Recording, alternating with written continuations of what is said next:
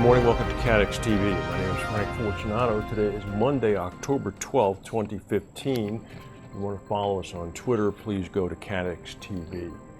Over the weekend on Saturday, there was a twin suicide bombing at a peace demonstration in Istanbul, killing 97 people. Initially, the Turkish authorities blamed it on the Kurdish terrorists, supposedly, but then now, as of this morning, it has been changed. They are blaming the Islamic State. According to the Prime Minister this morning, he said, "We are focusing primarily on the Islamic State."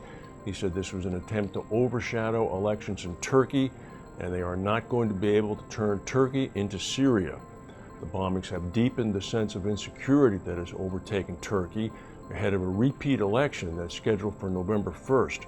This balloting was called to try to end the political stalemate after an inconclusive June election that gave parliamentary representation to autonomy-minded Kurds in the hope that they would create their own state. Two of Turkey's main labor unions went on a two-day strike today to protest the government's failure to prevent the bombings. There was a 5.8 earthquake in New Zealand that was on the lower North Island this evening. It was about 12 hours ago. According to the New Zealand authorities, it was a severe intensity quake, struck about 9 miles east of Pongarara on the east coast of the lower Northern Island.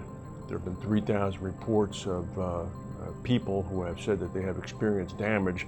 I think we'll have to wait until later today when dawn breaks there to see what damage, if any, there actually is. In one of the largest technology mergers ever, Dell has agreed to buy EMC Corporation for about $67 billion. Dell is going to pay $24.05 a share for each EMC stock share. This is about a $9 premium. According to observers, the deal is going to combine EMC's dominance in devices that store data with the number 2 position that Dell has in making computers and servers. The deal will help Dell raise its profile in data centers, the modern factories of the digital age that operate cloud computing. Dell, of course, was taken private by its initial founder, Michael Dell, several years ago. Over the weekend, Southwest Airlines in the United States experienced massive trouble because of a computer glitch. They're still working this morning to fix a system that delayed about 450 of its flights yesterday on Sunday.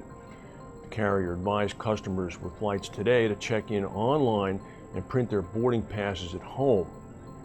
The difficulty arose apparently with people who were trying to check baggage. The system was unable to produce digitized boarding passes, and flight support personnel were producing the boarding passes by hand.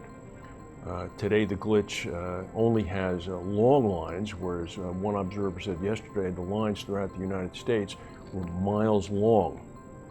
Chedid Capital, the aggressive, fast-growing broker in Beirut, Lebanon, has announced that it's going to acquire 50% of City Brokers Limited, which is a reinsurance brokerage based in Mauritius.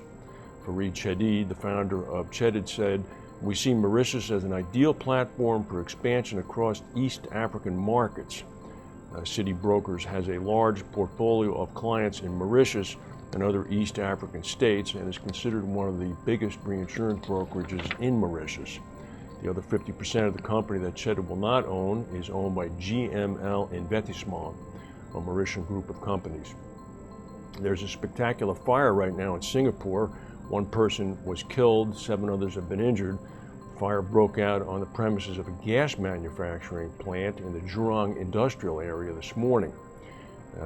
The Singapore Fire Department said that when they arrived on the scene, there was an inferno in a laboratory approximately 25 feet by 30 feet, right next to a production and storage area of natural gas. As of this point, the fire is not under control, but there remain concerns that it could ignite the stored gas.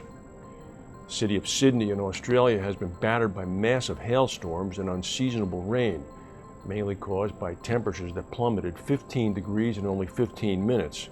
Storm swept across southern Sydney shortly before 2 o'clock today. Temperatures plunged from 30 degrees in Campbelltown at 1:40 p.m. to 14 degrees shortly before 2 o'clock. The Same southwest suburb was also hit with 11 inches of rain in about 30 minutes. About 10,000 homes were left without power, according to the energy provider Ausgrid. Many of those homes are back online now. However, the Meteorology Bureau has canceled a severe warning in place but maintained thunderstorm warnings for most of the night. That seems to be the news for today. It's sort of a quasi-holiday in the United States. The stock markets are open, the bond markets are closed, the governments are closed, the banks are closed, and the post office is closed. But most people are working. If we have any breaking news, we'll come back and tell you. Thanks for watching, and we'll see you tomorrow.